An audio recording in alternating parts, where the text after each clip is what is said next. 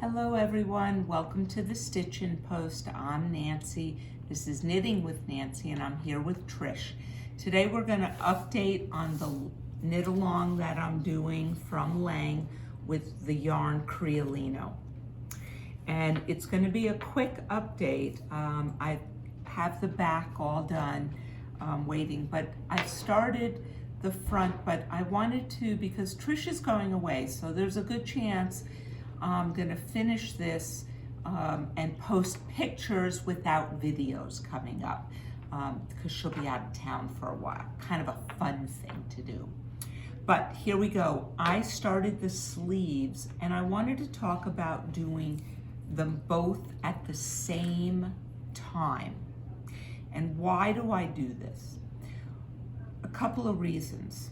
A lot of times when I have cast on for my sleeves and I've done my ribbing and it's saying measure 1 1/4 inches.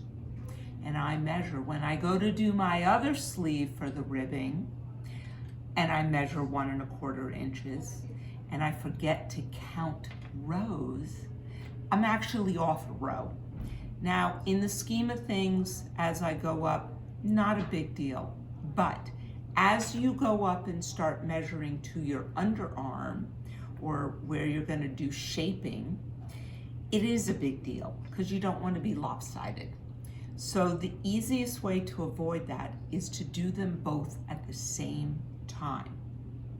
Now, that gives you some challenges that I'm going to give you some tips with and little tricks that I do. First off, I mark the front of my sleeves with removable markers so I know the fronts. So here I have a pink one and here I have a purple. Why are they different colors? Because when I am looking at the right side of my knitting and starting a right side row, or what I believe to be a right side row, I know the pink is on the right side. Sounds kind of funny, but if they're facing me and I'm starting to knit and I have the purple here, I need to check or count or make sure I haven't made a mistake. Because if the purple marker is here, I have not finished one of my rows. And I write it down on my pattern or take a picture or something that will help you remember what color should always be on the right side when you're on the right side. Now, the other thing is you are working from 2 separate balls of yarn. Notice I've hand wound them. You can keep them in separate bags. I keep mine together in my lap. And when I knit, and I knit here, and I now have to turn my work around, I've put a kink in. So I want to make sure that the next row I unwrap, so I go clockwise, counterclockwise, or counterclockwise, clockwise. If you keep going the same way, you're gonna end up with a twisted mess on your balls, and you won't like me for doing 2 at a time. And I want you all to like me. I'm trying to make it easier, not frustrating or harder.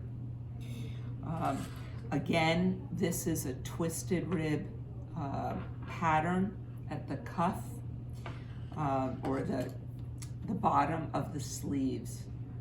Now, you also can make the sleeves longer. Now, these are elbow length sleeves. And if I turn this page over to show, they are right below the elbow or at the elbow, depending on the length of your arm. You can make these longer, but remember, these are a little bit fuller here as far as coming up. If you notice, they're getting wider, we're adding stitches from the bottom, not taking away on them, and they're already a pretty wide bottom. So if you want to make longer sleeves, you need to take that into account, that the bottom is not too big. Give me a call here at the store. We can go over it, what you want to start with if you want wristlets, you know, at your wrist. We can talk about it based on your gauge and how many inches around you want. That can be adapted, and I can help you with that. Otherwise, they're elbow lengths. Again, I like doing 2 at a time. You don't have to by any means, and if you don't, write down your row count as you go, please. That way you'll know where you are and how many rows, so that they're equal.